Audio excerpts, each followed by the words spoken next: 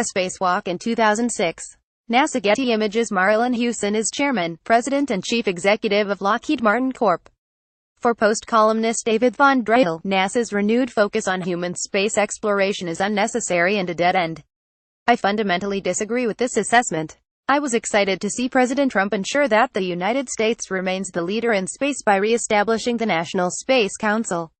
Under the leadership of Vice President Pence, the council held a meeting last week for the first time in nearly 25 years, announcing a distinct objective: promote a clear U.S. space policy and enact the reforms necessary to strengthen American leadership in space. Von Drell's argument against human space exploration boils down to three main questions, and I'd like to address each of them. First, why send humans into space when we can just send robots? Robots can do remarkable things in space.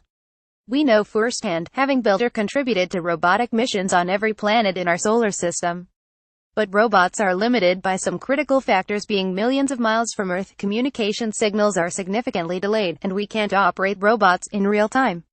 A human can instantly sense, analyze and respond to his or her surroundings in ways that robots never could.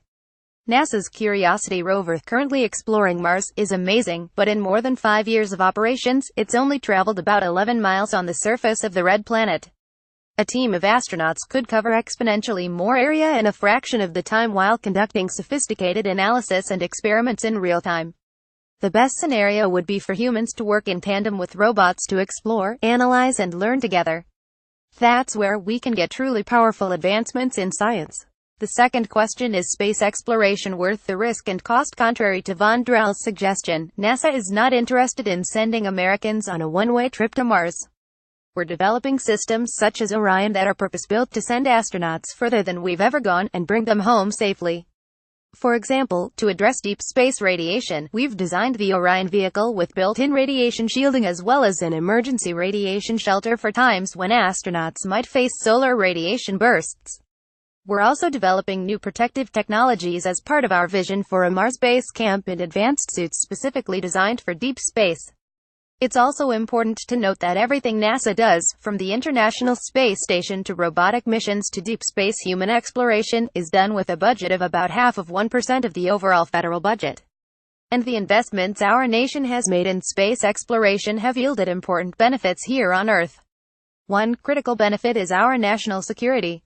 We face a complex geopolitical environment, challenges to our technology leadership and potential adversaries developing the means to deny us the advantages we derive from space systems. Our space program gives the United States a decisive advantage over our adversaries while creating new models for international partnership that drive collaboration, cooperation and shared interests. Another well-documented benefit is technology innovation. Our space program has provided breakthrough advances in everything from cybersecurity to energy technology to communications capability and medical research. Many of these discoveries were born from technologies invented specifically to keep humans alive in the inhospitable environments of space and would not have been developed for non-human space missions. This gets at a more fundamental question: why bother sending people to explore space at all? When President John F. Kennedy spoke of the Apollo program in 1962, he famously said, "We choose to go to the moon because it is hard. The goal will serve to organize and measure the best of our energies and skills," he said, "because that challenge is one that we are willing to accept, one we are unwilling to postpone, and one we intend to win." In other words, the finding of a solution to the seemingly impossible is an end in of itself.